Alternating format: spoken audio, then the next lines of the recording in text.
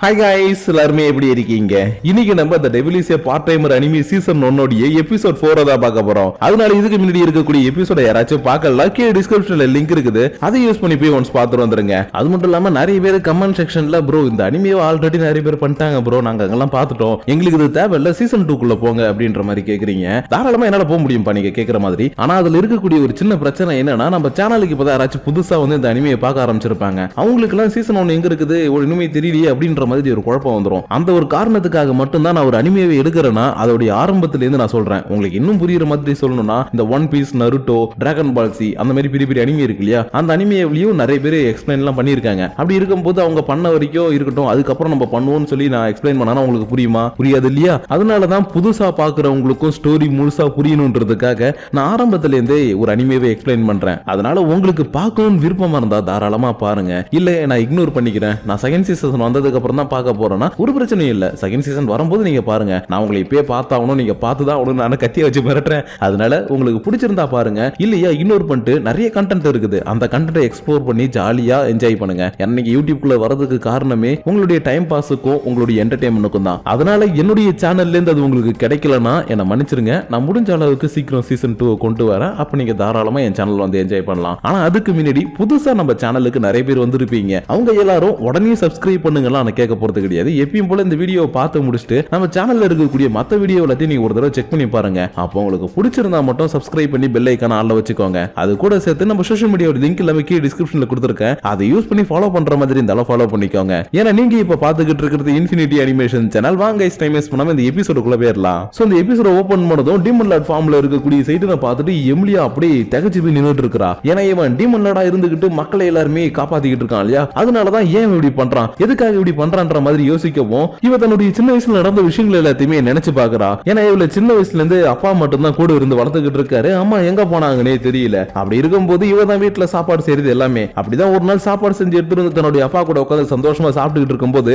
இவங்க கிராமத்தை சேர்ந்த ஒருத்தர் இந்த பக்கமா வரவும், அங்கிள் நீங்க மட்டும் ஏன் சும்மா போறீங்க, நீங்களும் ஒரு பைட் சாப்பிடுங்க, நீ செஞ்சு எடுத்து வந்த சாப்பாடை கொடுக்க இவர் வாங்கி சாப்பிட்டுட்டு இந்த மாதிரி சாப்பாடுன்னு எத்தனை நாளைக்கு சாப்பிட போறேன்னு தெரியலமா, ஆனா கொடுத்ததுக்கு ரொம்ப தேங்க்ஸ் சொல்றாரு. ஏன்னா இந்த நேரத்துல தான் டீமன் லார்ட் போர் அறிவிச்சு பக்கத்துல இருக்கக்கூடிய நாடுகள் எல்லாத்தையுமே அட்டாக் பண்ண ஆரம்பிச்சிருப்பாரு. அதாவது நம்ம டீமன் லார்ட் சைட்டன் தான் அட்டாக் பண்ண ஆரம்பிச்சிருப்பான். அதனாலதான் இப்படி ஒரு கொஞ்சம் சோகமா பேசிட்டு இந்த இடத்துல இருந்து போக எமிலியாவும் என்னப்பா அவர் சொல்லிட்டு போறாரு, அப்படிதான் நடக்குமா, நம்ம இந்த இடத்துல உயிரோட இருக்க முடியாதா, நம்மள எல்லாரும் கொண்டுடுவாங்களான்ற மாதிரி கேள்வி மேல கேள்வியா கேட்க இவரும் சின்ன குழந்தைங்களுக்கு ஆறுதல் சொல்ற மாதிரி அதெல்லாம் ஒண்ணும் இல்லப்பா, யாராச்சும் வந்தாங்கன்னா அவங்களை அடிச்சு போட்டு நான் உன்னை காப்பாத்துறன்ற மாதிரி தைரியமா பேச அடுத்த செகண்டே எழுந்து நின்னுகிட்டு, அங்கிள் இங்க பாருங்க என்னுடைய அப்பா எனக்காக இருப்பாரு, அவர் இந்த கிராமத்தையும் நம்மளையும் காப்பாத்துவாரு, ஏன்னா எங்க அப்பா ரொம்ப ஸ்ட்ராங்கானவர்ன்ற மாதிரி சொல்லவும், அறியாத வயசு உனக்கு என்ன தெரிய போகுது, சரிமா நீ சொல்ற மாதிரி உங்க அப்பா தான் ரொம்ப ஸ்ட்ராங்கான ஆளுன்ற மாதிரி இவர் சொல்லிட்டு போக சரியா ஒரு 2-3 மாசம் கழிச்சு இவங்க வீட்டை தேடி எக்கச்சக்கமான பிரீஸ்ட் வந்திருக்காங்க. அதனால இவங்களை பார்த்ததுமே எங்க அப்பாவை தேடி தான் வந்திருக்காங்க போல, ஏன்னா எங்க அப்பா தான் ரொம்ப ஸ்ட்ராங்கஸ்டானவர், அவரால் மட்டும் தான் இந்த டீமனை எதிர்த்து போராட முடியும்னு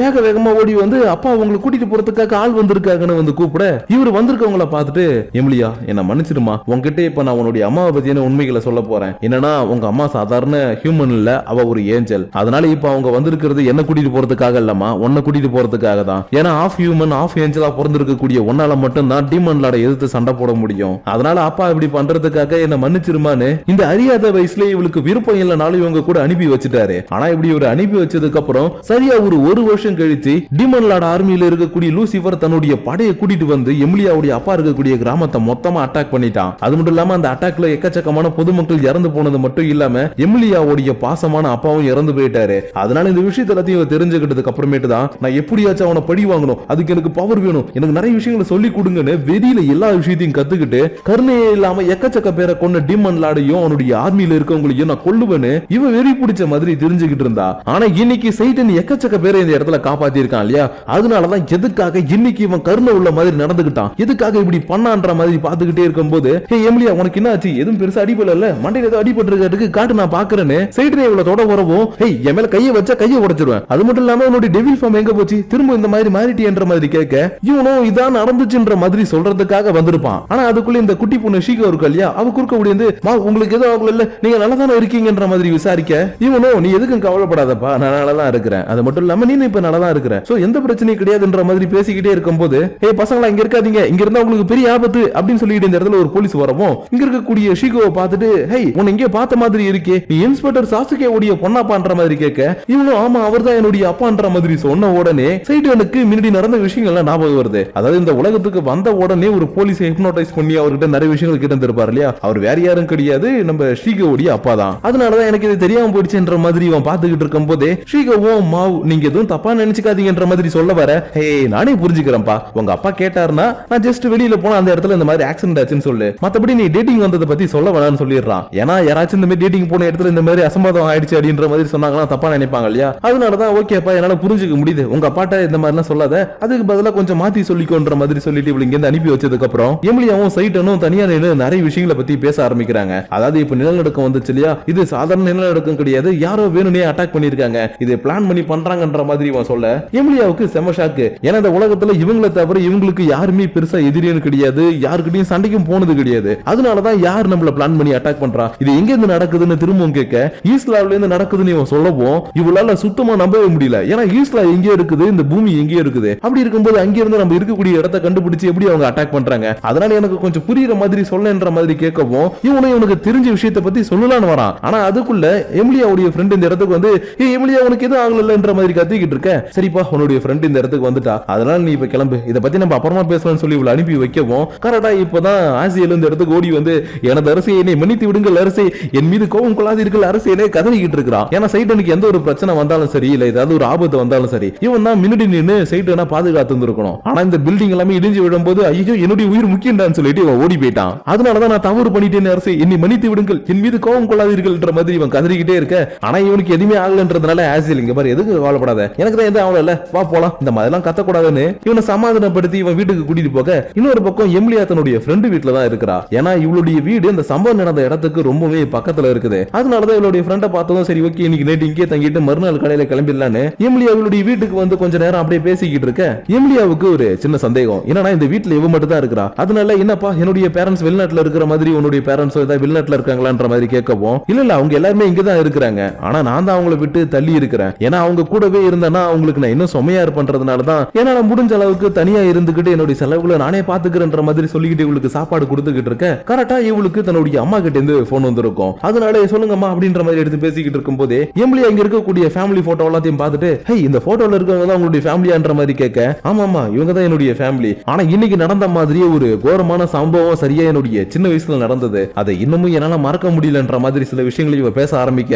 எமிலியாவுக்கு தன்னுடைய சின்ன வயசுல நடந்த விஷயங்கள்லாம் ஞாபகம் வருது. ஏன்னா இவளுடைய அப்பாவும் சின்ன வயசுல இறந்து போய் தனியா தானே வாழ ஆரம்பிச்சா, அதனாலதான் சின்ன பசங்களுக்கு எல்லாம் இப்படி நடக்க கூடாதுன்ற மாதிரி இவ பேசிக்கிட்டு இருக்கப்போ எமிலியா நீ பேசுறதெல்லாம் கேட்கும் போது எனக்கு ரொம்பவே சந்தோஷமா இருக்குப்பா, ஏன்னா நான் எப்படி இருக்கணும் அதே மாதிரி தான் நீனும் இருக்கிற, அதனால உன்னை எனக்கு ரொம்ப பிடிச்சிருக்குதுன்னு இவ சந்தோஷப்பட ஆரம்பிக்கிறா. ஏன்னா இந்த உலகத்துல எப்படி எமிலியாவுக்கு இவ ஃபர்ஸ்ட் ஃப்ரெண்டா கிடைச்சாலோ அதே மாதிரி தான் இவளுக்கும் எமிலியா ஃபர்ஸ்ட் ஃப்ரெண்டா கிடைச்சிருக்கா. அதனாலதான் எமிலியா பேசுறது எல்லாத்தையும் கேட்டுட்டு இவ கொஞ்சம் சென்டிமெண்டா பேசிக்கிட்டு இருக்க.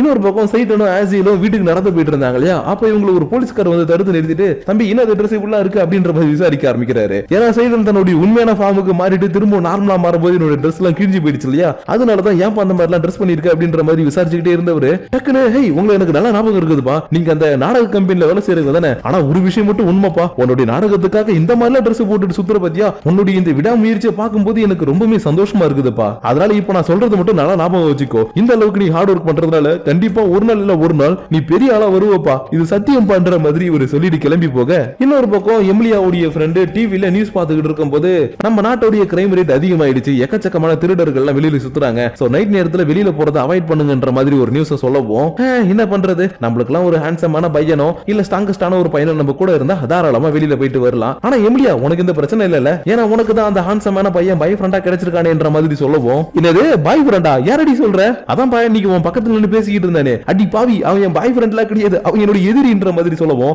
எது எப்படியோ மோதலில் ஆரம்பிப்பது காதலில் தானே முடியும்ன்ற மாதிரி ஒரு டைலாக சொல்ல எமிலியாவும் இது சொன்னதை அப்படியே கேட்டுக்கிட்டே போயிட்டு பாத்டப்ல உட்காந்துக்கிட்டு ஒரு வேலை அப்படி இருக்குமோ அப்படின்ற மாதிரி லைட்டா யோசிக்கிறா. ஏன்னா ரீசெண்ட் டேஸா சைடன் பண்ணக்கூடிய விஷயங்கள் எல்லாத்தையுமே பார்க்கும்போது ஏன் இப்படி இவன் மாறிட்டான்ற மாதிரி ஒரு பக்கம் தோணாலும் இன்னொரு பக்கம் அப்பப்ப மனசுக்குள்ள ஏதோ ஒண்ணு உருண்டு ஓடுற மாதிரி எல்லாம் இருக்குது, இருந்தாலும் அது என்ன ஃபீலிங்னு இவளால சுத்தமா புரிஞ்சுக்க முடியல. அதனால மறுநாள் காலையில ஆனதும் டைரக்டா சைடனுடைய வீட்டுக்கு வந்துட்டு ஐ சைடன் இந்தா இதை வாங்கிக்கோ, நீ கொடுத்த காசுக்கு வட்டி போட்டு காசு கொடுத்துருக்கிறேன், அதனால நான் உனக்கு ஹெல்ப் பண்ணி இருக்கிற திரும்ப ஹெல்ப் பண்ணி என்கிட்ட வந்து உனக்கு கொண்டு வேண்டான்ற மாதிரி பேசவும் ஹே நீ எது வேணா பண்ணிக்கோப்பா திரும்ப காசு கொடுத்தல அது வரைக்கும் சந்தோஷம், ஏன்னா கையில 10 ரூபா காசு கூட இல்ல அதனால கொடுத்ததுக்கு ரொம்ப தேங்க்ஸ்ன்ற மாதிரி சொல்லிக்கிட்டு இருக்கும் போதே எமிலியாவும் சரி வந்தது வந்துட்டோம் இவங்களுக்கு எப்படி இருக்குதுன்ற கேட்டுட்டு போயிடலான்னு சரி உனக்கு எப்படி இருக்குது அப்புறம் கூட இருப்பானே அவனுக்கு எப்படி இருக்குதுன்ற மாதிரி கேட்க எனக்கு நல்லா தான் இருக்கு, இருந்தாலும் ஆசியல் தான் கொஞ்சம் பாவம், நைட்டு என்ன காப்பாற்ற முடியலன்னு புலம்பி தள்ளிக்கிட்டே இருந்தான். அதனாலே ஒரு ரூம்ல போட்டு அடைச்சிட்டேன். அதனால நைட்லாம் தூங்காம இப்பதான் அவன் படுத்து தூங்கிட்டு இருக்கான். இருந்தாலும் எங்களை விசாரிக்கிறது இருக்கட்டும், உனக்கு இப்ப எப்படி இருக்கு, தலையில லைட் அடிபட்டு இருந்தது, இப்ப நல்லா இருக்கான்ற மாதிரி விசாரிக்க, ஹே டெவில் நீ ஒண்ணு என்ன விசாரிக்க தேவையில்ல, ஏன்னா நான் ஒரு ஹீரோ, அப்படி இருக்கும்போது என்ன நானே பார்த்து பண்ற மாதிரி சொல்லவும், ஓ அப்படிங்களா மேடம், சரி சரி போயிட்டு வாங்க, அப்புறம் எங்க நிக்கிறீங்கன்ற மாதிரி இவளை துரத்தி விட,